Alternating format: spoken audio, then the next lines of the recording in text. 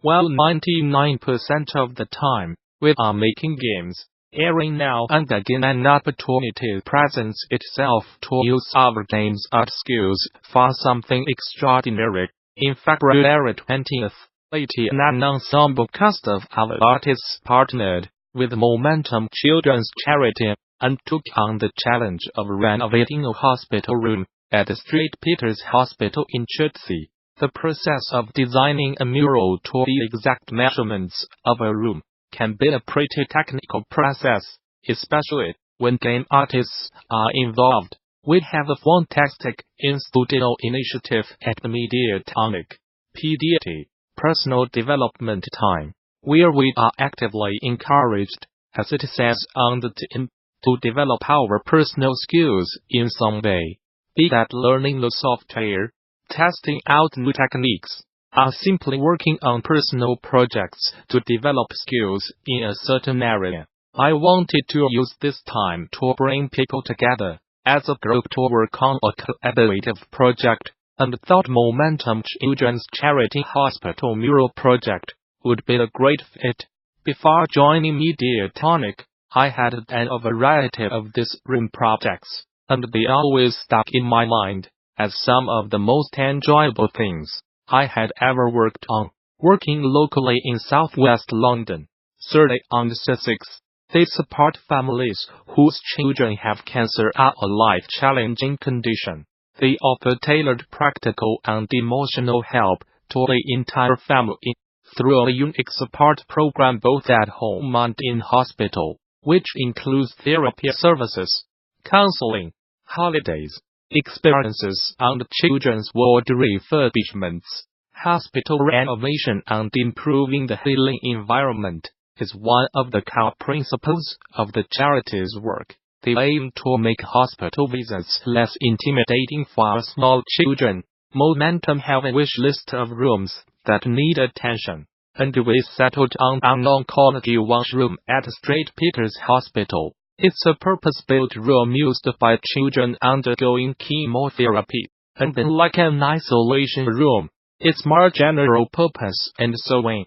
Do you have the opportunity to make an impact on even more children? The existing themes on the ward were largely nautical, featuring pirates and tropical islands, etc.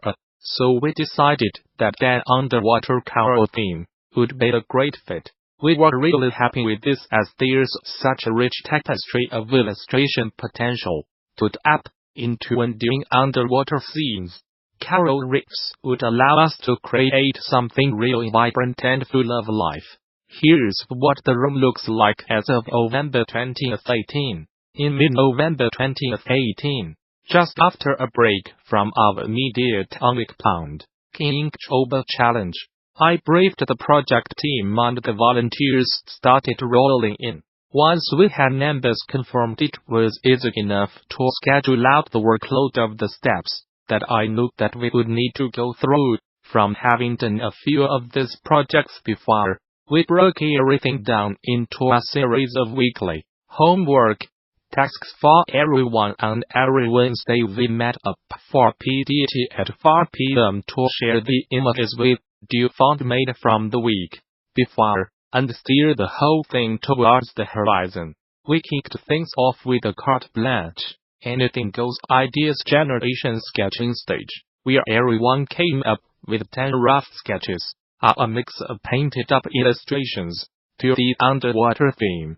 There was an example focus on finding things like funny fish shapes, small underwater scenes, interesting coral formations, amusing fish puns, brill-iant ones that are really funny. It was all about getting a wide range of visual talking points for us to discuss and iterate upon in our next meeting. Our next week we split the team up into foreground background artists, and continued on developing sketches, with a little more focus, based on images, shared, and collaborative feedback rounds that we had the week before. The foreground artists focused on character elements, little narrative scenes and interactions between sea life that could make up interesting visual points of focus in the room. and the background artists focused on the huge variety of interesting rock and coral formations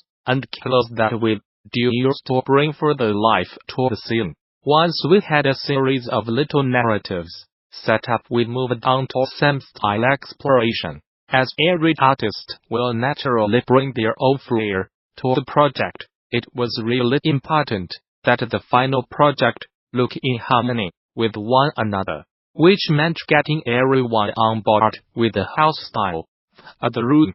Discussions had been had about this, but it had not been a concern until this week, when we really needed to knuckle down and get something together that we felt could be a successful approach for all the artwork. We picked one foreground and one background sketch from our second round, and everyone went away and worked the sketch up to the vision of the final artwork. This was probably the most important thing that we did, as it prompted a really rich discussion as to all the different directions that we could go in. From previous experience, I was able to state a larger style that I know would work on a technical level, as there are considerations to make when producing vector graphics for large-scale printing, and I ended up working up one of Kate Price's sketches to a final benchmark version that incorporated the best parts of everyone's style exploration, as well as something that would translate faithfully to print. Whilst I was working on the benchmark image, the next task for the team was to create clean line art from the sketches. Working with vector for large-scale print is very much a style that lends itself towards bold graphic shapes and colors. So although a lot of the sketches that we did have a fantastic kinetic energy and whimsical charm to them, that is not something that would work well when enlarged. An example of our internal feedback: taking the line artwork from the benchmark image, left, and applying the same design sensibilities, line weight, action and purposeful direction, to bring the other assets together harmoniously. The solution to this is to capture the energy of the sketch as much as possible with a strong bold line art that has a calligraphic flow, variation of width, and purposeful intent in the direction of action. Thankfully, we have a few 2D animation specialists on the team who took to it like duck to water, and we are able to form really nice critique points to the other artists, of whom color or shape may be much stronger attributes. Everyone produced some fantastic results, which gave a really clear idea of what the final image was going to look like. By using reference photos on the scale wire diagram we received from the mural installers, we had basically a 2D unfolded map of the room.